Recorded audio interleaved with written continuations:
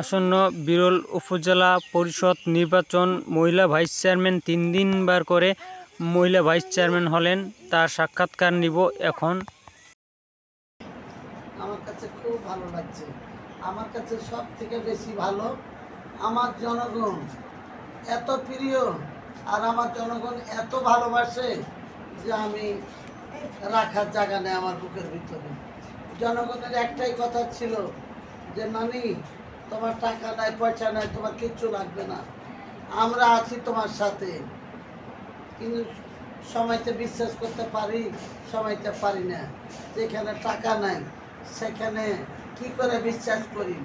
যেখানে 81টা সেন্টার 79টা, সেখানে আমার একটাও এজেন্ট নাই, আমার কোনো জায়গাতে পোস্টার নাই, আমার কোনো জায়গাতে ছোট লিফলেট গালাও নাই। আমি জনগণের মাঝখানে আমি কিভাবে যে আছি আর কিভাবে যে আমি কথা বলি, আমি নিজেকে, নিজের ভাষা আমার হারাই গেছিল। আমি একমাত্র বলছি যে আল্লাহ, একমাত্র তুমি আছো আমার দিকে, আর আমার জনগণ আছে, আমি আছি। আল্লাহ, এখানে তোমার ভালো মন্দ আমি তোমার উপর ছেড়ে দেবো। আল্লাহ, আমাদের এই পৃথিবীতে তুমি ছাড়া আর এই জনগণ ছাড়া আপন বলতে আর কিছুই নাই। আমি জানি যে নির্বাচন টাকা পয়সার নির্বাচন, এই নির্বাচন সুস্থ নির্বাচন হয়েছে। এই নির্বাচন আমি মনে করি যে এই বিরলবাসীর এই 1 নম্বরে আমার ইউনো মহোদয় এইটার দিকে এত খেয়াল রাখছেন যে আমি তাদের মানে গর্বতে বুক ভরে যায়।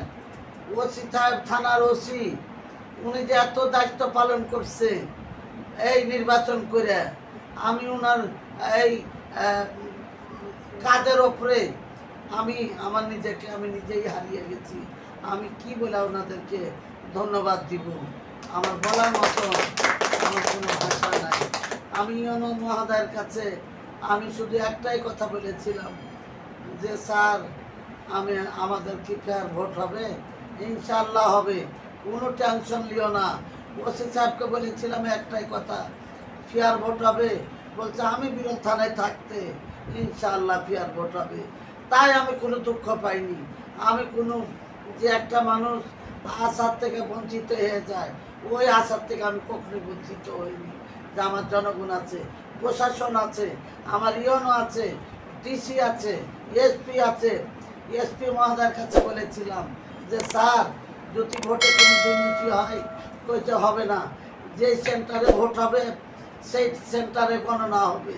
উনি আমাকে এই আশ্বাস দিয়েছিলেন। ওনাকে অনেক ধন্যবাদ আমি জানাচ্ছি যে আমি প্রতিটা জায়গাতে আমি ইনশাআল্লাহ যোগাযোগ করেছি। আজ আমি সফল, আজ আমি জনগণের মাঝখানে জনগণ জয়যুক্ত করেছে আমাকে। আমি এই বলে আমার এখানে কথা আমি সমাপ্ত করছি। আমার বলার মতো কোনো ভাষা নাই।